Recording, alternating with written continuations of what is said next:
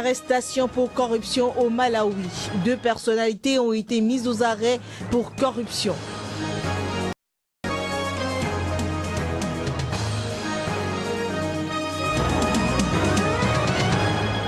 Deuxième puissant séisme en moins de 3 semaines au Népal. Plus de 60 morts au Népal et en Inde.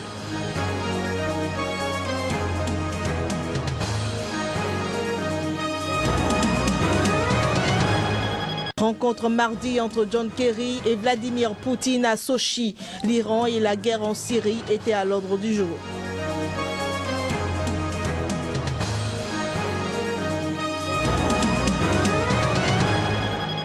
Bonjour chez vous et bienvenue dans ce rendez-vous des informations sur SICA. Ravi de vous y retrouver. Le scandale financier orchestré au niveau du programme pluriannuel d'appui au secteur de l'eau, financé par les Pays-Bas et piloté par la Direction générale de l'eau au Bénin, emporte le ministre de l'Énergie et de l'eau, Barthélémy Cassa. Une démission qui fait suite au scandale lié à la gestion des 4 millions d'euros d'aide au développement des Pays-Bas pour l'accès des populations à l'eau potable. Sous pression depuis le début de cette affaire, Barthélémy Cassa dépose donc le tablier. Il l'a notifié dans l'après-midi de mardi au chef de l'État. L'information a ensuite été confirmée dans un communiqué lu par le secrétaire général du gouvernement, Alassane Tigri. Il revient donc au gouvernement de poursuivre cette affaire en transmettant le dossier au Parlement. Un nouveau gouvernement est donc attendu dans les toutes prochaines heures. Le Forum de réconciliation centrafricain a réclamé lundi le report des élections présidentielles et législatives.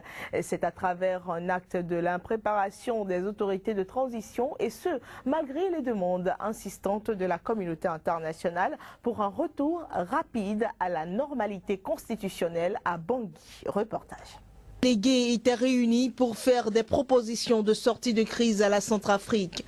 À la clôture de ces travaux, le Forum a recommandé aux autorités de transition d'introduire au plus tôt auprès de la conférence des chefs d'État de la communauté économique des États d'Afrique centrale la demande de prorogation à titre exceptionnel de la transition.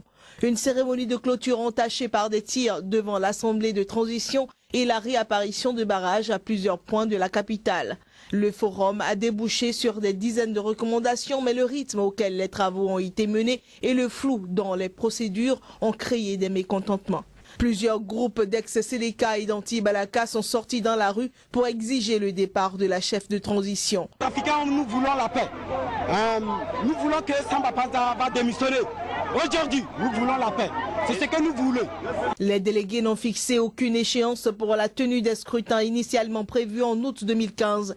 Mais les échéances se rapprochant, les préparatifs ont accumulé du retard sur fond de désintégration de l'État. Plusieurs artères de la capitale ont été bloquées par des manifestants quelques minutes avant la fin du forum. Des coups de feu ont été tirés, créant la panique au sein de la population civile.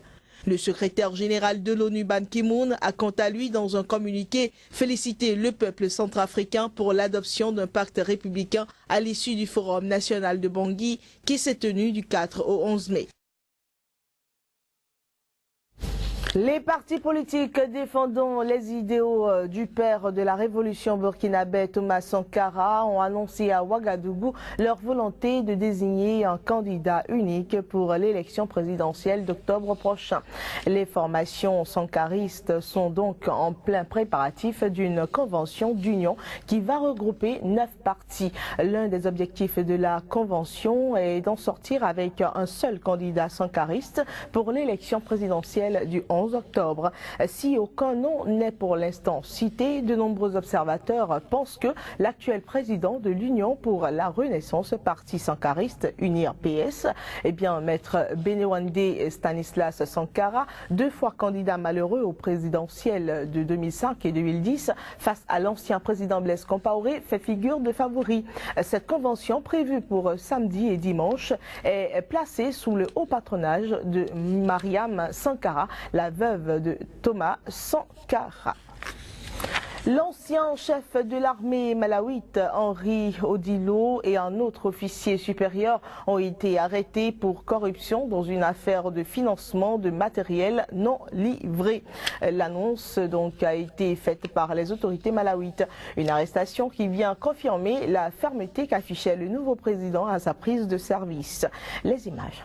Le général Odilo et le lieutenant-colonel Clément Kafwa ont autorisé un paiement de 4,4 millions de dollars au groupe Tusso Investment pour la fourniture de munitions qui n'ont jamais été livrées, a expliqué lundi le bureau anticorruption du Malawi. Les deux hommes, ajoute le bureau, qui mène une série d'enquêtes dans le cadre d'une vaste affaire de corruption appelée Cashgate, seront jugés prochainement pour une série de délits comprenant notamment abus de et blanchiment d'argent. Le général Odilo a commandé l'armée malawite sous les mandats du président Bingu Mutharika, décédé en 2012, et de son successeur Joyce Banda.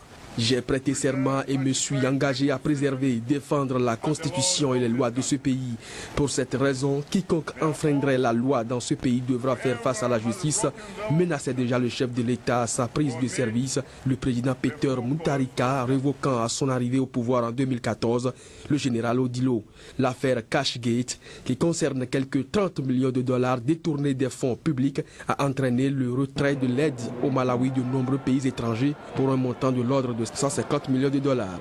Le budget du Malawi dépend à 40% de l'aide étrangère.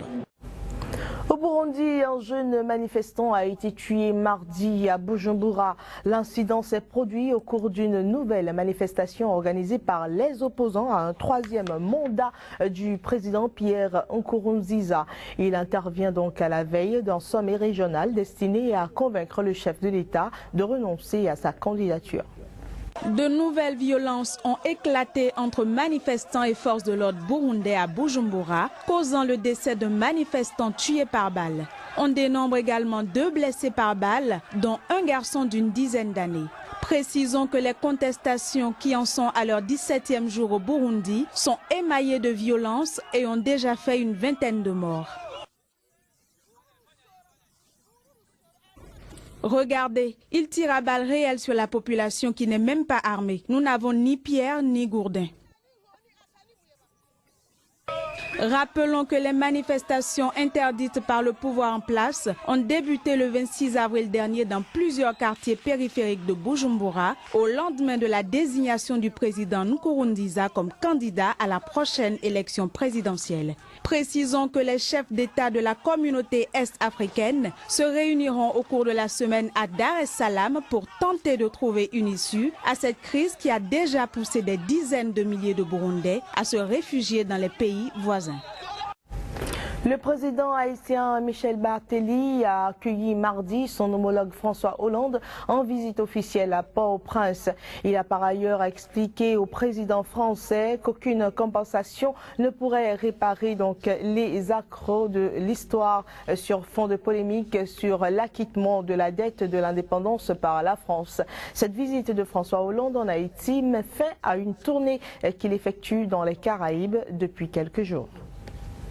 Et voilà, nous nous envolons pour la Russie. Le secrétaire d'État américain John Kerry a rencontré Vladimir Poutine mardi à Sochi. Eh bien, c'est la première visite en Russie d'un haut responsable américain depuis le début de la crise en Ukraine. Au menu, les discussions, les négociations sur l'Iran et la guerre en Syrie.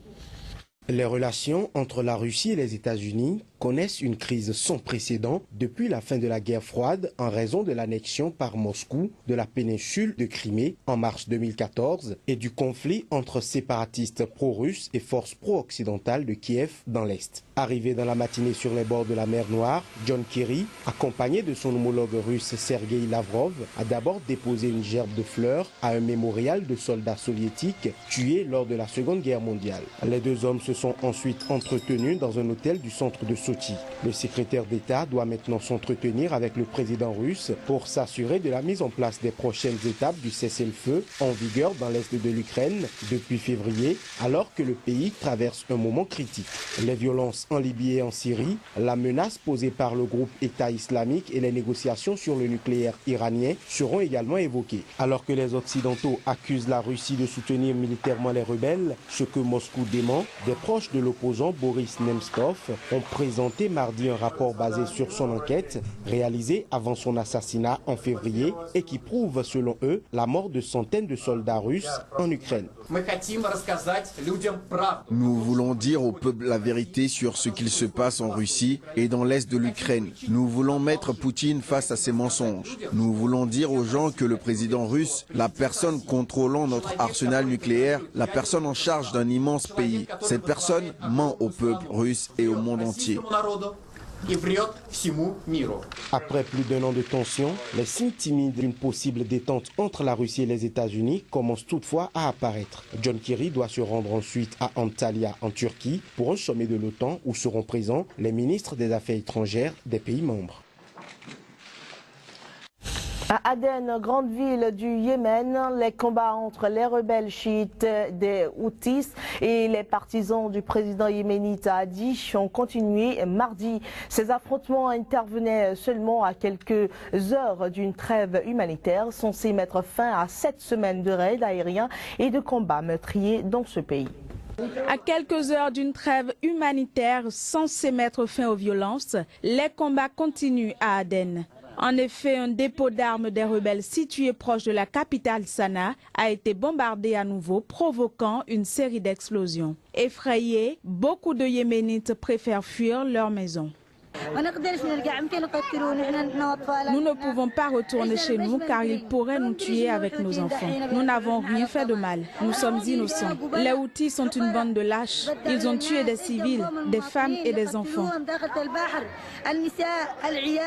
Rappelons que la perspective d'un cessez-le-feu a pris corps dimanche dernier après des réactions positives des rebelles Houthis et de leurs alliés à une proposition de trêve destinée à faciliter l'arrivée de l'aide humanitaire vitale pour les civils. Cette offre de l'Arabie saoudite se justifie par la situation devenant de plus en plus alarmante dans le pays, notamment à Sada, fief des rebelles chiites, où la coalition menée par Riyad multiplie les raids aériens. Un nouveau séisme de magnitude 7,3 a secoué mardi le Népal, tuant plus d'une soixantaine de personnes. Un séisme qui intervient moins de 3 semaines après le dernier tremblement de terre et qui a occasionné près de 8000 morts. Le séisme qui s'est produit à 116 km à l'est de Katmandou ce mardi était, selon l'Institut américain de géophysique, un peu moins fort que celui du 25 avril. Il a été ressenti jusqu'à New Delhi, à 1000 km de là, où des employés ont évacué leurs bureaux. Il a également provoqué l'effondrement de bâtiments au Tibet. Ces nouvelles secousses ont poussé les habitants, pris de panique, à courir dans les rues pour éviter l'effondrement de bâtiments fragilisés par le précédent séisme qui avait provoqué la mort de plus de 8000 personnes. Toutes les victimes ont été enregistrées dans le district de Chotara, à l'est de la capitale népalaise. Il vient juste d'y avoir un nouveau tremblement de terre ici. Il était d'une magnitude de 7,4 sur l'échelle de Richter, donc juste un peu moins que le premier séisme. L'épicentre semble être dans l'est du pays, peut-être même plus loin jusqu'à la région de l'Everest. Je ne comprends pas ce qui se passe. Ils ont dit dans les nouvelles avant-hier que le risque de nouveau séisme était faible. Aujourd'hui, le séisme était très puissant et j'ai eu la chair de poule. Qu'est-ce qui va se passer maintenant? Mes enfants sont encore jeunes et ils ont peur.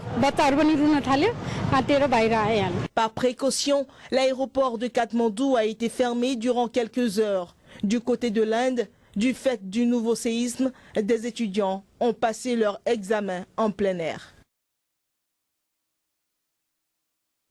Et ce sera tout pour ce rendez-vous des informations, mesdames et messieurs. Merci pour votre fidélité.